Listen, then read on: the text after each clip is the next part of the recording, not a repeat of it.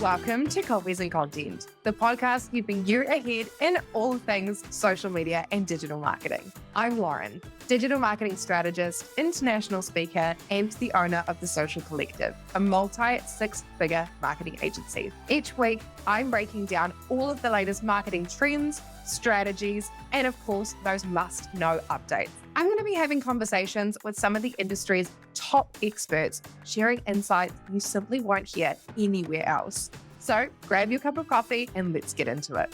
This is Coffees and Content. Welcome everybody back to the Coffees and Content podcast. I have another international guest episode for you today, which I am very, very excited about. This is, for those of you who have listened to the episode with Rosie, this is someone who works very closely with her. I am very excited to welcome Ebony to the podcast. So first of all, welcome. It's lovely to have you here. Thank you. Thanks for having me.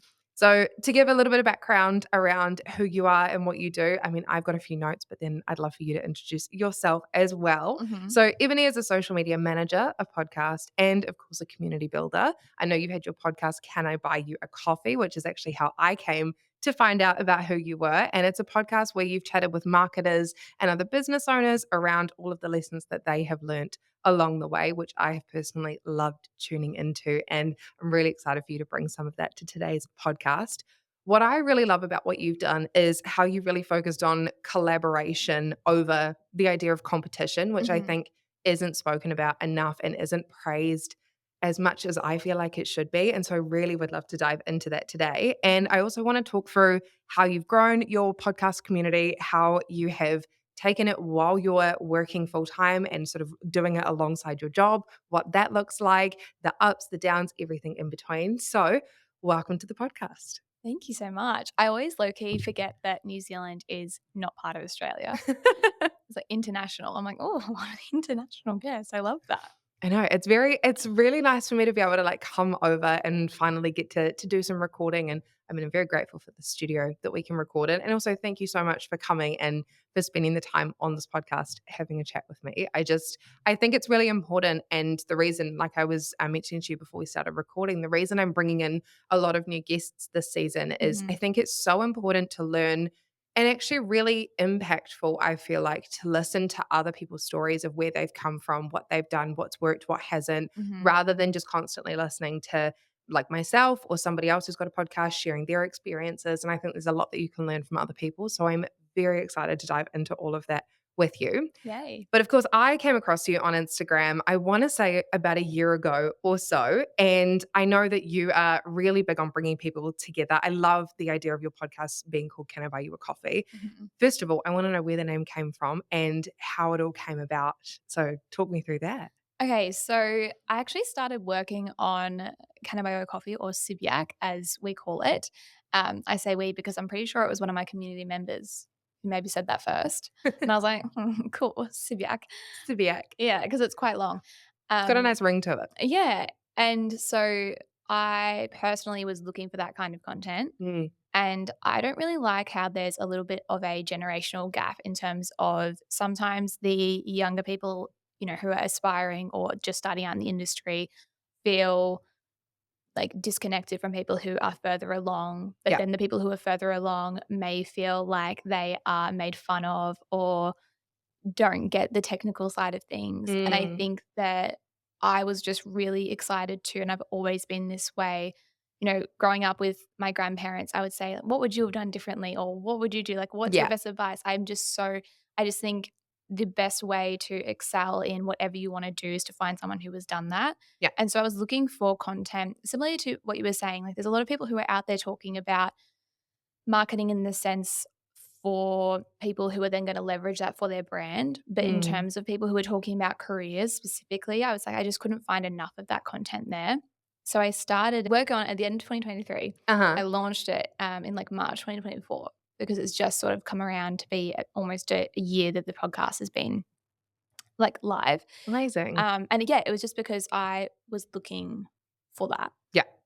I love that. And I think that that's such an important thing as well as like creating that community. I feel like I've done a little bit of that with this podcast as well, creating that community that you're like, I wish there was more of it out there. I wish more people were doing this kind of thing or having those kinds of conversations. And I wanna know, I guess, when it comes to running the podcast and balancing something like that alongside having a full-time job and finding I mean, I know because this is part of, I guess, what I consider like an extension of my agency, but it Mhm. still takes so much work, and we were even talking about it before we started recording today. Mhm. Podcasting is just a whole other realm, and it takes a lot more planning and a lot more preparation than I think people on the listening end often, I guess, think about. But how have you found balancing that with everything else that you've got going on? Yeah, it is a lot. I speak a lot about my commute. So my commute is when I work in the city is 4 hours, so it's 2 Wow. hours door to door. Yeah. And so a lot of work I get done in that time, whether Mhm. that be for the agency or for my personal brand or the podcast. Yeah. For me, I did a rather short sort of season. I think we might have had 15 episodes around that. And so I've decided that like it's not going to be a podcast where it's coming out every single week. I want to record the episodes, have maybe 10 tight Yeah. episodes and then drop that again. So I will be doing that. But alongside of the actual podcast comes the community, and that is something that is like happening every day. Like I'm approving people into the Facebook group, I'm posting in there, I'm moderating the posts in there, I'm planning events and meetups. We had 7 events last year. So Wow, that's incredible. yeah, so it's just when people ask me how I balance it, right now I'm just in that season of career and in Mm. that season of kind of hustling, which I think people are now like, "Oh, you can't don't hustle," but I do work really hard and I work a lot. Yeah. But that's just purely because it's what I want to do. Mm. Um, so yeah, I think it's just about being disciplined and being super organized as well and using the time when you have it and, holding yourself accountable. Like if you want to be consistent on LinkedIn, like schedule some posts. If you want to be consistent on TikTok, you need to be thinking about filming like that little B-roll snippet I got before, like that will go Yeah. on TikTok. So it's just something that I think about now all the time. But Mm. it's one of those things where you have to be on top of it so it doesn't feel all consuming. And some weeks, like this week, has been big week. Like we just had social summit yesterday. Yeah. It's been a massive week. So those weeks I'm really tired and I'm like, okay, if I don't get that many posts out, it doesn't matter. But I think it's about being super organized and just setting the goal for yourself because I think a lot of people are like, I can't post X amount of times a week. It's like, well, what can you do? Yeah. Set the objective and then reach that. Because if you don't have that outlined, how do you know if you're actually doing it or not? Exactly, and I love what you said as well. It's something that I talk to a lot of my coaching clients about is just the whole concept of making sure that you're looking at what you have the capacity to do, Mhm. not and Rosie and I even spoke about this a little bit when, we recorded our episode together around how everyone has different levels of capacity, and some Yeah. people have teams, some people have like, in your case, you've got a full-time job with all of this going on the side. Some people, like Rosie, are working part-time and have other things on the side.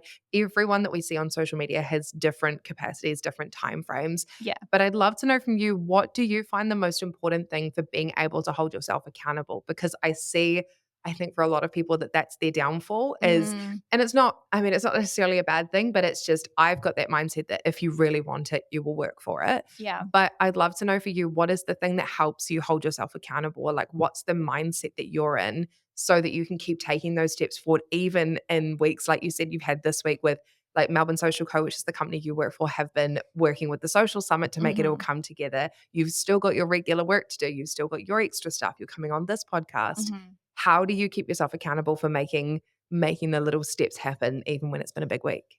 It's a hard question to answer honestly, and I think that you hit the nail on the head because I really think it is just if you want it badly enough, you will do it. Yeah. And there's systems and processes to make it easier for you, but for me, if it wasn't the fact that I wanted it, I wouldn't be doing it. Yeah. And because the other thing is like discipline has to come in where I will say no to other things or I'll spend less times doing other Mm. things.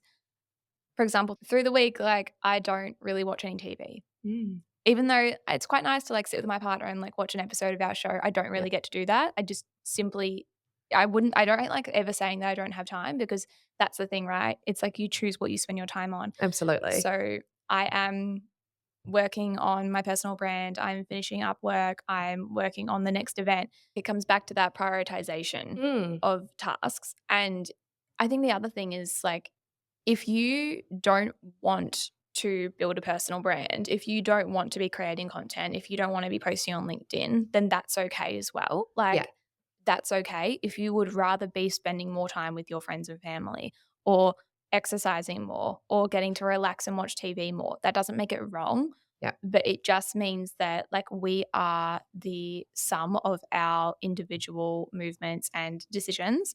And so you don't expect in 6 months to have a thriving personal brand. But if you're okay with that, then that's fine. Exactly. But I think it's definitely as I get older, like I've been trying to prioritize family more and my like mental health and balance a little bit more. So, but I think for me, I don't have the issue of not having motivation. Yeah. It's almost like the other thing. Like I need to tell myself to slow down. So Mm. it's really difficult for people who don't have that. I'm not saying that as a flex because that has its own set of barriers and challenges. But it's hard for me if they don't have that to tell them how.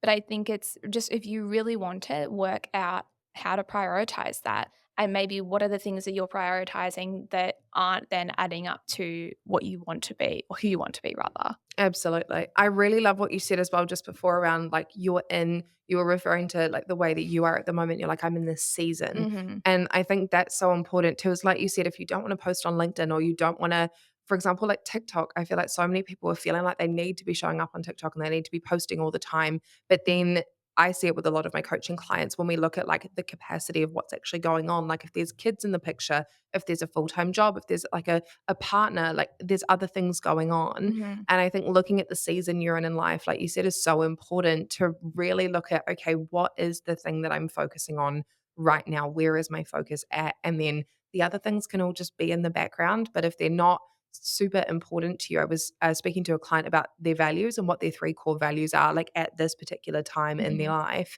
and recognizing that the other things you can't do everything and it's also okay. And I really love that. And I think that's something really important for everyone that's listening to this podcast to be able to take away from that.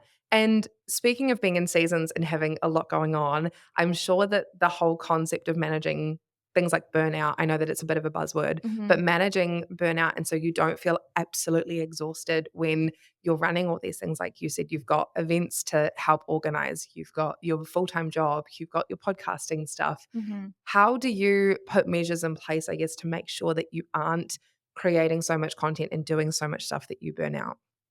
I think what really helps me is, and actually it's similar to something that Gemma Diamond was saying yesterday at the social summit, I don't share any pieces of content from anything that doesn't relate to my career. Mm. So if I am resting, I'm not thinking, oh, I should be creating content right now because I'm not working. Yeah. And if I'm not working or in the mindset of working, if I'm not doing an event, if I'm not working on my podcast, like, yeah, I could go and film a video, but I just really don't feel that pull to do it if I'm in relaxation mode. Yeah. If I go like this weekend, and it's so funny because a lot of people don't know that I have a partner, but it's actually our 3-year anniversary on the weekend. And Congratulations. thank you. And like, I'm not going to be like vlogging out dinner. I'm Yeah. not going to be, this is what I got him. You know what I mean? Like it's so fine. But for me, it was really important because of the way that my brain works and because I can be so like intense. I can just be I'm very passionate and very intense. And I do everything to the full extent. Yeah. And so for me, like I've spoken to Rosie a lot about this because we chat about this all the time. Like, how do you balance that? Mm. And she has made herself the niche, and that's something that she has decided, and it works really well for her. And I remember hearing her talk about it, and like we had that discussion, and I was saying, I just don't think I could do that. Yeah. Because then where are the boundaries? Then where are the lines? Like, I just personally would rather, and this is what I've done, I have a really blanket, like, you know, I'm either filming or maybe I'm taking a photo and that's not going to go anywhere, but it's just for me. Yeah. Or I'm sending it to my mum.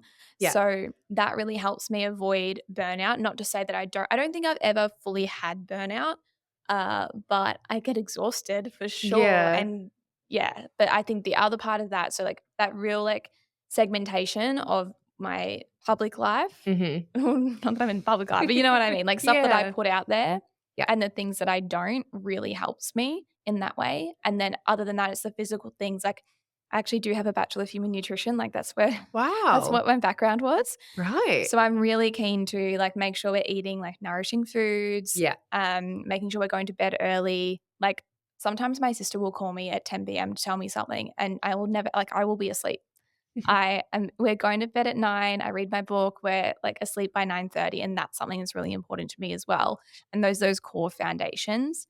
separate to that as well is I have set days. It sounds so over the top, but I have set days around the house, like when the towels get washed, when the sheets get washed, when I do a load of darks, when I do a load of lights, when I do like all that sort of stuff. Because for me, the overwhelm of my space, like if Mhm. I get home and those things aren't done, like that makes me really anxious and overwhelmed. So, and also for me, because I have such a busy brain, if I don't be like, what day is it? It's Sunday. I need to wash the towels. I probably just won't do it because Yep. I'll be in the moment. Yeah. So I think collectively all of those things really help. But weeks like this, I can feel, okay, my cup is like a little bit empty. And Yeah. I'm looking forward to having a weekend where it's like just him and I not doing anything. Well, going for dinner and stuff, but it's like it's not going to be super social and it's not going to be super Yeah. crazy. And I can just recharge. I love that. I think, like you said, having that balance and knowing what it is for you that you need in place to be able to go about your day and do the things that you know that you need to do and be able to show up where you need to show up and not feel overwhelmed is so Mhm. important. And I love all of the tips that you've just shared of what you do in your life because I think there's so many people that listen to this podcast that would be able to take so much of that away. Mm. And I'm very similar in the sense that this is my podcast and obviously the Social Collective is my agency and I love creating content to be able to put online, but I'm the exact same. I have a very definitive boundary where it doesn't cross into personal. There's only very small components of my personal life that people get to see. I've same thing been with my partner for a very long time. We got engaged over the summer and it was the first time he's shown his face on my social Oh my channels. God. And everyone was thinking, "Oh my gosh, I had Congrats. no idea." Thank you. Everyone was thinking, "Oh my goodness, I had no idea you had a partner." And I'm like, "Yeah, because he's got nothing to do with this business. He isn't in the digital marketing space. He barely even uses Instagram as it Yeah. is. He will always give me like a little like on my post or like will let me know that he thought my story looked cool on a particular day. But other than that, he doesn't listen to this podcast. He really doesn't watch my reels at all. He'll do like a little double tap and scroll. But it's nice to have that boundary. And I think there are a lot of people, especially that I've spoken to recently, Mm. who do struggle with that boundary. And I think what you've been able to put in place and just the way that you've very eloquently communicated it to, I think is really important for people to listen to and recognize that you don't have to show, like being on social media doesn't mean you have to show every nook and cranny of Mm. your personal life, because if that's your personal life and that's behind closed doors, that is absolutely fine. So I really Mm. appreciate you sharing that. Thank you. And I wanted to ask, I guess, when it comes to the marketing side of things in the community space, marketing a lot of the time, I think, whether it's people marketing themselves online or just marketing in general, like obviously we're both sort of working agency side and Mhm. we've got podcasts and things like that. It can feel a lot of the time like a very oversaturated space. And I know that was a big topic of conversation yesterday at the social Mhm. summit. It can feel really oversaturated. And it can also feel like you open your phone and you're going on there with the intention to look for inspiration. But I think inspiration very quickly can flip into feeling like you're comparing yourself to other people. Mhm. I know your podcast, you've created a space where you've brought on marketing professionals to come and talk about what they do in all of their different lights. What's your take on community versus competition, and why did you find it so important to create this? I know you said you created this space because this is what you were looking for. Mm. Where did that come from? Why do you think it's so important to create that community? Mm. I think my answer will be a little bit surprising, but I don't necessarily think that the antithesis of community is competition Mm. because I'm a really competitive person. I'm so competitive. Like if we had did an arm wrestle or something right now, like I'd want to be like, "Ooh," like I'm so competitive, and Yep. that's because I'm a really passionate and energetic person. Yep. I'm really, really competitive. What I think people misconstrue that as is, say for I'll use Rosie as an example because we work together now. Yep. Say if there was something that I wanted and Rosie also wanted, and we both went for it and she got it instead of me, that is us being competitive. It's how you act after that that determines whether you have a sense of community. I love If that. Rosie got something, I would still be able to separate that and be like, oh, I wanted that, but amazing for you. An example is she interviewed Gemma Diamond. And I was saying to her, that's amazing. I would love to do that. But am I Yeah. any less happy for her? No.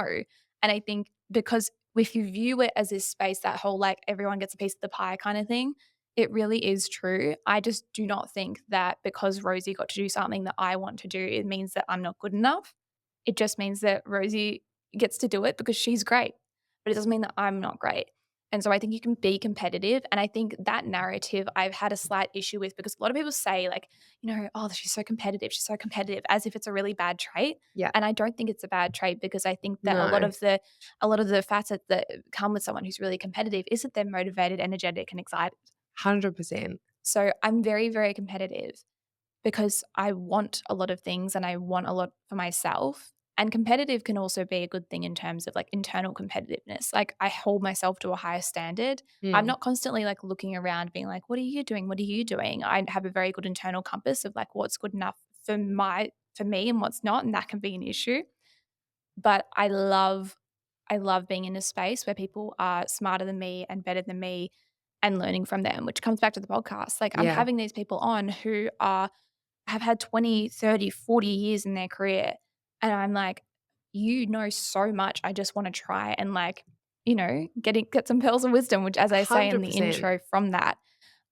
Community, I think, is really important and comes back to I am one of 4.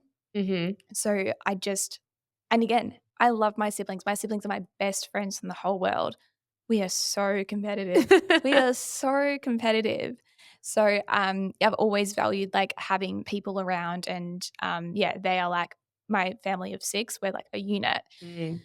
But I'm just this is like an overused term, but I am a girl's girl. Yeah. Like, and that's what I am. I want to be in a room of people. Like, I want to talk about your goals. I want to have fun. I don't want anyone to feel lonely. And sometimes it can feel really lonely, especially when you're looking at getting into marketing. It's become a bit of a cliche, like the marketing girl. If you want to share stuff on TikTok, you get a little bit embarrassed. I'm like, no, like you are not any like less worthy of being taken seriously than anyone else. Like, I just feel like shaking people sometimes. I'm like, no, you can post on LinkedIn. I was like, I will help you. One girl at an event was like, oh, I don't have a profile picture. And I was like, okay. And I put her against this wall and I was like taking photos of her. I was like, let's upload your profile picture. I just really value people helping people, because especially when those people, if I'm helping a bunch of people get an internship, like they're not coming for my job right now. Yeah. Do you know what I mean? 100%. Like, so I'm very big on, I just think it's so much more fun to have a career where you have friends and you have contacts. It makes you more valuable in your role. Exactly. It's gotten me jobs. It's gotten me, different like brand deals. So I just honestly think it's okay to want something, and it's okay to be sad if someone else gets something that you want, but you should still be happy for them because they've 100%. reached a goal. Absolutely. I love that so much, of knowing that you are allowed to still have, and I think you've just explained it so perfectly, that you are allowed to have that element of competition because you do have the drive and you do. And I'm the same. I'm quite a competitive person, and I want to make sure that, especially internally, I want to make sure that everything that's created and put out there is like the absolute best, like to my ability, well, to the best of my abilities. But then, like you said, it's what happens after that moment is where you create that community. And I think that people look at it like there has to be one or there has to be the other. If you're competitive, you cannot be building a community. And if you're building a community, you're so airy-fairy that there's no competitive nature to you. But I love that, of looking at it like once you hit the finish line of what that competitive aspect is, after that is when you build the community. And I think that in itself is so valuable. I think that for me will be one of the biggest things I take away from this podcast, is just recognizing that there is that very fine line of, okay, that's when it starts to go into community. And if anything, having a community gives you more competitive edge. Exactly. I have draw cards of people around me who I can be like, I know how someone who can do that. I know someone who I can ask to do that. So it gives you more competitive edge. But an example is like our podcast. Our podcasts are really similar. I imagine our target audiences would be really similar. So you could have just not had me on the show, right? But you're having me on the show. Exactly. I'm going to share it, and then my community is going to see that. Yeah. So yeah, and if you got into the charts, I'd be like, that's sick. I want to get into the charts again. Like, you know what I mean? Yeah. Like it honestly is just not that deep. I feel like that is what people are saying. And I'm like, 2025, we're just saying it's not that deep.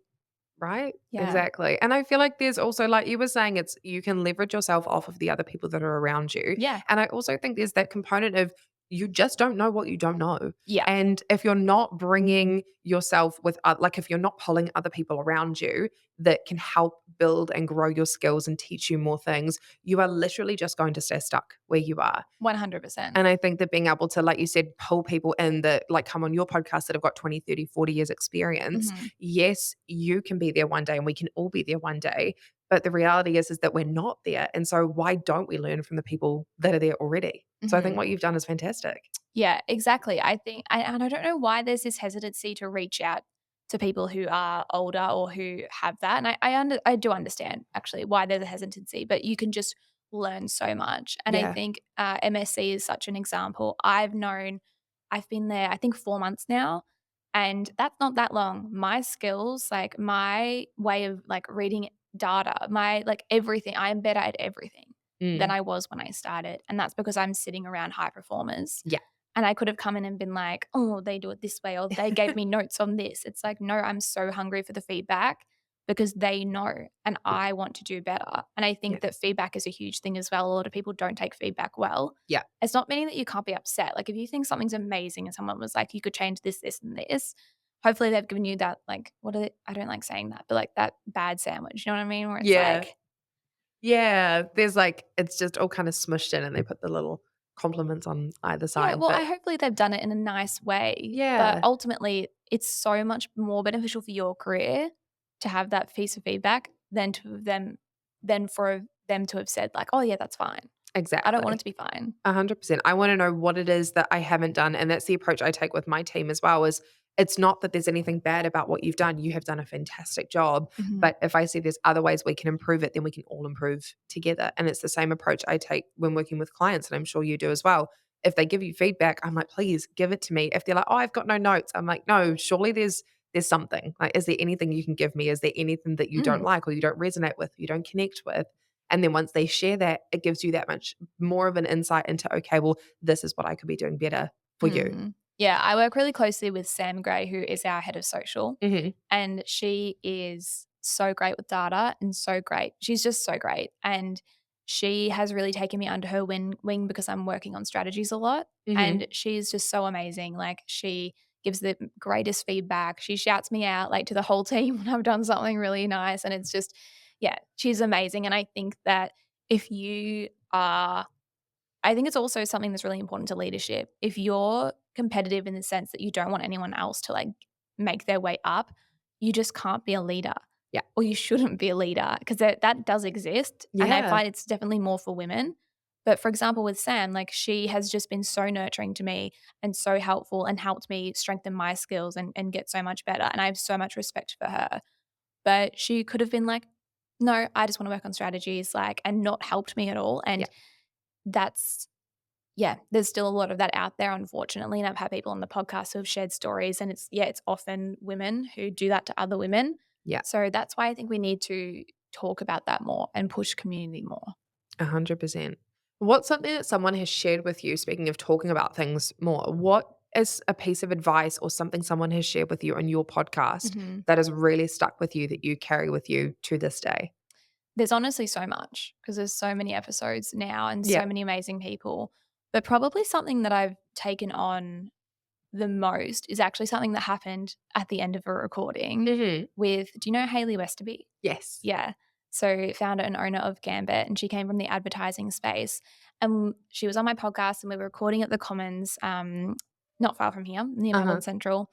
And we went slightly over and there was somebody at the door like knocking. These two men like really impatient, which like I totally get it. It's really annoying when someone's in your meeting room. Yeah, but still, you don't need to bang the door down. Yeah, it was a little bit excessive and we were wrapping up. And so in that moment, my response was to like be like, oh my God, like that. See how I'm just like immediately like high pitched, oh my God, oh, I'm so sorry. Yeah, okay, sorry. And like quickly pack things up. And she just said super calmly, hey guys, we're actually going to need another 5 minutes. Is that okay? We'll wrap up really soon. We just need 5 minutes. And I just think sometimes, you know, it's a growing up thing as well. The quicker that you can, I'm really working on this, but the quicker that you can just like stay calm in those situations and be like, what's the logical thing to say right now? And that is, I'm so sorry that we've run over time. We're just going to be we're going to need 5 minutes to wrap up. Exactly. And some people might be like, oh, that's not very respectful to the guys coming into the room. But also like they could have just taken it, the meeting. It's like a virtual meeting. Exactly. They could have done it anywhere. And that just has taught me a lot, like to take that pause and be like, okay, it's actually fine. Like I sent you a LinkedIn message because I was sitting on this tram for ages and it wasn't moving. And I feel like in the past I'd have been like, oh my God. Yeah, hyperventilating. Yeah. And I'm really like conscious of your time. And as a podcast host, like I know you've booked this room. Like I get it. But I was also like, there's actually nothing I can do right now. Yeah. I sent you a message. I got here and you were still in the other session. So I was just sitting down. I was like, cool. Like I didn't need to freak out. Exactly. And freaking out is not going to do anything. So Haley is amazing. And that just seeing her interact that way, that's another random point here. But like, that's why I think if you can work on site a few days a week, do it. Yeah. Don't just do remote if you have the option, because that's not something she taught me. That's not something I would have seen in a Zoom call. I just saw her interacting a certain way, and it's been one of the biggest lessons of my last few years. Yeah, I love that. And I think even what you said too, women are so quick to apologize when we don't even need to apologize. Like you said, like the men, I mean, it doesn't sound like they said, oh, sorry for banging. Like, I'm sorry, I shouldn't have knocked on the door. And it's we as women just feel like we need to instantly go into that panic mode of, oh my gosh, I've done something wrong. And then holding that space like she did of just saying, actually, we're just going to need another 5. Clearly states your boundaries, really clearly communicates it. I think that's great. And I mean, it's something that I'm even trying to work on within myself is to not apologize all the time, especially when there isn't a need to apologize. Because I think that we do that so often, especially in, I think, creative industries too, where we're creating work that sometimes people might not love or they might have changes. And you don't need to apologize. It's just we need to take the feedback, we need to understand what's going on and then move forward. Yeah, I think understanding when you need to apologize and when you might need to say thank you for your patience. Yeah. Or if it's like an example, I don't know, we'll say, hi, Brooke, thanks for making that really clear. As said, we're not going to have it by that day. Our established deadline is on time. You'll see it then. Exactly. You don't need to apologize. If there's nothing you have done wrong, you don't need to apologize. And I think that women need to hold our sorries as like valuable tokens and only use them when we really need to use them. And 100%. That's something I've been really cognizant of in just the start of 2025. When I'm writing out sorry, I'm like, do I actually need to say sorry here? Yeah. So I will instead say thank you for your patience. Or I'll be that. like, you know what? They're being a dick. Yeah.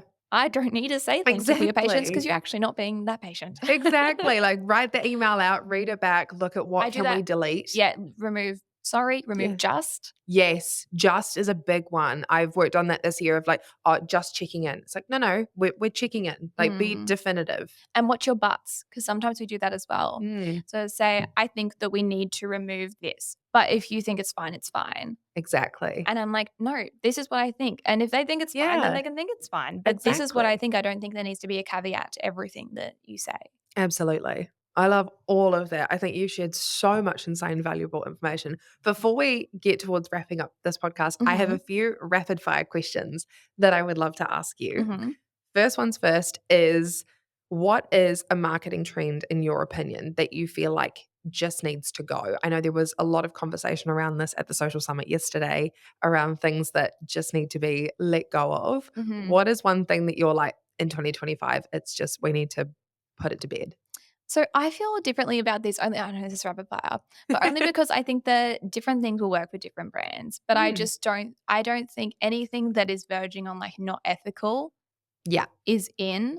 I think that honesty and transparency is really important, and that if you have a good product, like you probably don't need to be doing stuff that's borderline like not ethical. Perhaps I'll just say UGC content that is not authentic.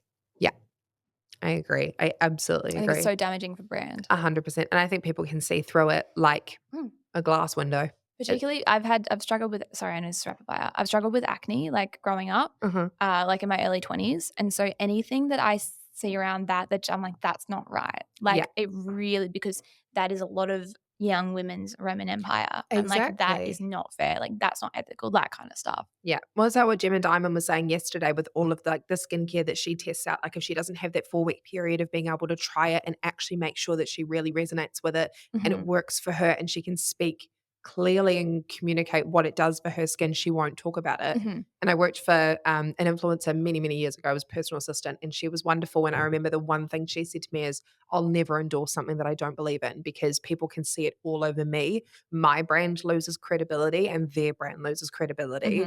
And the people that are promoting things that don't believe in them or don't use the products or don't actually align with the ethos, you can see it so clearly. Yeah. And it tarnishes your credibility. Yeah. I think that's such a good one. We just need to put that to bed. 100%.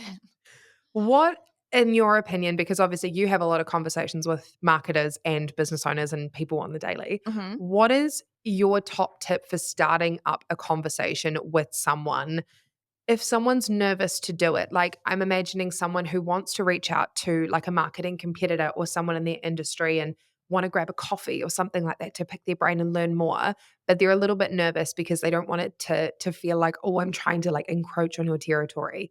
What is your advice to them? Know what you want and tell them what it is. Good. I hate when people hate is a strong word. I love you. I love you girls so much. Some young girls will, and they might not be so young, reach out and say, hey, like, I just want to know more about marketing. I want to start a career in marketing. Like, what do I do?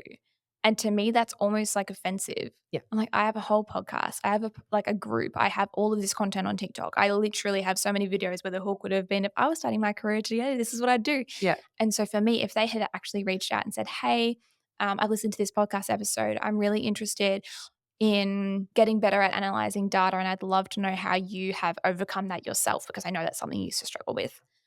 I'd be like, 100%, call me right now. Yeah.